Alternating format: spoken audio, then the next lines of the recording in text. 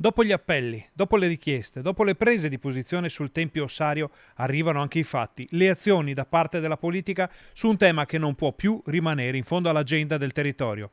Ad annunciarlo è il vicepresidente del Consiglio regionale del Veneto. Ho già depositato nelle scorse ore una mozione dove impegno la Giunta regionale a concentrarsi per risolvere la questione non solamente del Tempio ossario, ma anche di altri ossari che fanno parte sempre di un accordo fatto tra la Regione e il Ministero, che riguarda anche quindi l'ossario di Cimagrappa, quindi con la demolizione della caserma NATO, ma anche stiamo parlando dell'ossario di Asiago e di quello di Crocetta del Montello. La regione sta facendo pressioni sul governo perché si arrivi a una soluzione quanto prima. Sono monumenti della nostra storia, sono monumenti che servono soprattutto anche alle future generazioni ed è vergognoso che uno Stato se ne dimentichi completamente. Il tema è annoso ed è arrivato il momento di risolverlo, una volta per tutte.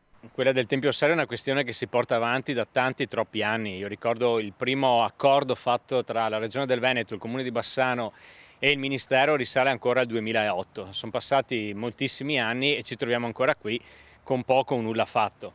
La pazienza è finita e sul piatto restano 2 milioni e mezzo di euro, indispensabili per i lavori di adeguamento sismico e per il restauro del Tempio ossario. Al di là delle promesse che ci fanno ogni anno da Cimagrappa, poi passano gli anni ma di risposte ne arrivano veramente poche.